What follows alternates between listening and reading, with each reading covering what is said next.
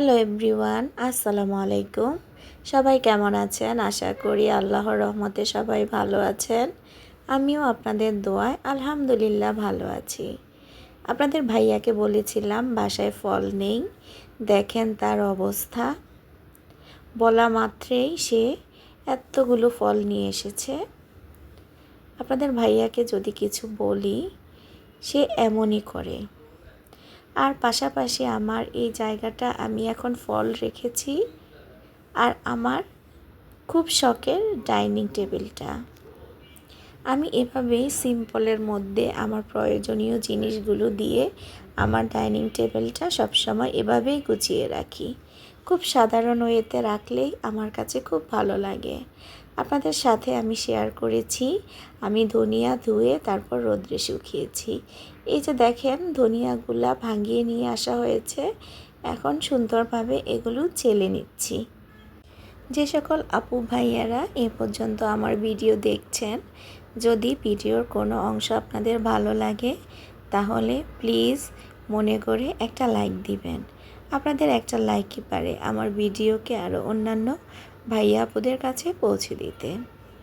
তাই প্রতিদিনের ভিডিওতে আপনাদের সাথে এই অনুরোধটা করি, আপনাদের সাহায্য ছাড়া আমি আমার চ্যানেলকে সামনের দিকে এগিয়ে নিয়ে যেতে পারবো না। তাই প্রতিদিনই আপনাদের কাছে এই অনুরোধটা করি, হয়তো আপনারা বিরক্ত বোধ করতে পারেন। আজকে আমি করলা দিয়ে আলু দিয়ে ইলিশ মাছ রান্না করব, আর ধুন্দুল দিয়ে কালীবাউস মাছ রান্না করব। আপনাদের ভাইয়া একটা কালীবাউস মাছ এনেছিল, মাছটা খেতে এত মজা কি বলবো। মাছের স্বাদটাই ছিল অন্যরকম। আর এখানে দুইটা ইলিশ মাছের মাথা আর দুইটা লেজ ছিল, তাই আমি করলা দিয়ে রান্না করব। করলা দিয়ে ইলিশ মাছ খেতে আমার খুব ভালো লাগে, তাই আমি যখনই ইলিশ মাছ আনা হয় তখনই আমি করলা একদিন না একদিন রান্না করি। আর অন্য সাইডে আমি ভাত রান্না করে নিচ্ছি। আজকে আমি আপনাদের সাথে কিছু কথা বলবো, খুবই ইম্পর্ট্যান্ট। ফেসবুকে আর ইউটিউবে কাজ করলে খুবই ধৈর্য এবং মনোযোগ সহকারে সময় দিতে হয়, কাজ করতে হয়। আমরা গৃহিণী, আমাদের বাচ্চা, আমাদের সংসার সব কিছু সামলিয়ে যেইটুক সময় পাই, হয়তো ওইটুক সময় আমরা এখানে দিতে পারি। আর যখন আমাদের বাসায় মেহমান আসে, আমরা একটা অতিরিক্ত কাজের চাপের মধ্যে পড়ে যাই, তখন কিন্তু সেই কাজটা আমাদের জন্য খুবই কষ্টসাধ্য হয়ে যায়। আমরা সময়ও দিতে পারি না নিজেদের চ্যানেলে, আর অন্যান্য ভাইয়া আপুদেরকেও সময় দিতে পারি না।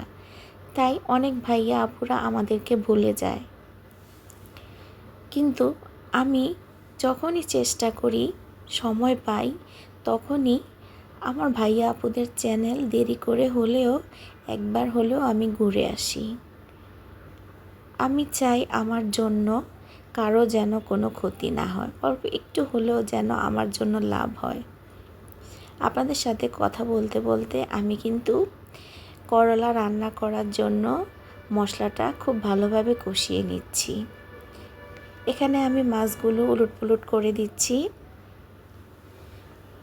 আমি কিন্তু খুব সহজভাবে সুন্দরভাবে নিজের রান্নাটাকে খুব সহজে উপস্থাপন করার চেষ্টা করি।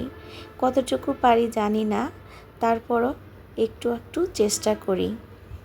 খুব সাধারণ ওয়েতে রান্না করি, বাটা মশলা দিয়ে। আমি আদা, রসুন, জিরা এগুলো সবসময় বেটে তারপর তরকারিতে দিয়ে থাকি। তাই তরকারির কালারটা যেমন সুন্দর আসে, খেতেও তেমন অসাধারণ লাগে। করলা সবজিটা আমাদের স্বাস্থ্যের জন্য খুবই উপকারী, তাই আমিও মাঝে মাঝে এই করলাটা খাওয়ার চেষ্টা করি। বাচ্চারা তেমন একটা খেতে চায় না, তাই তাদের জন্য আমি আরেকটা সবজি রান্না করছি মাছ দিয়ে। ধুন্দুল সবজিটা আমার বাচ্চারা খেতে পছন্দ করে, আমারও খুব প্রিয় একটা সবজি, আর রান্না করতেও তেমন একটা সময় লাগে না, তাই আমি ধুন্দুলটা সবসময় খুব পছন্দ করি। আমার মতো কোন কোন আপুরা ধুন্দুলটা খেতে পছন্দ করেন অবশ্যই একটা কমেন্টস করে জানাবেন। রোজার চলে আসছে আর বেশি দিন বাকি নেই, তাই রোজার কাজটাও আস্তে আস্তে আমাদেরকে করে নিতে হবে। রোজার আগে নিজের সংসারের কাজগুলো কিছু কিছু করে গুছিয়ে রাখলে রোজার মধ্যে তেমন একটা প্যারা লাগবে না। সব কাজেই কষ্ট থাকে, তার পাশাপাশি যদি ভিডিও করা হয় তাহলে তো আরেকটু বেশি কষ্ট হয়। আমি ডেইলি ব্লগগুলো আপনাদের সাথে শেয়ার করি। আপনাদের ভাইয়া এখানে 5 কেজি রসুন এনেছে, আর আমি এগুলো কেটে ধুয়ে পরিষ্কার করে, আর 5 কেজি আদা নিয়ে এসেছে, সেগুলো কেটে ধুয়ে পরিষ্কার করে আমি ফ্রিজে রেখে দিয়েছিলাম। এখন রসুনগুলো কাটা হয়েছে, তাই রসুনগুলো রেখে দিচ্ছি। এই রসুনগুলো প্রায় আমার অনেক দিন হয়ে যাবে। আর এদিকে পাশাপাশি আমার রান্নাটা শেষ, তাই আমি আপনাদের সাথে আমার রান্নার কালারটা শেয়ার করছি। কেমন হয়েছে রান্নার কালারটা অবশ্যই একটা কমেন্টস করে জানাতে পারেন। আর পাশাপাশি আমি ধুন্দুল রান্না করেছি, ধুন্দুলটাও খেতে অনেক মজা হয়েছে। আর আপনাদের সাথে আমি যে ধনিয়াগুলো শেয়ার করতাম শুকিয়েছি, সেই ধনিয়াগুলো ভাঙানো হয়ে গেছে।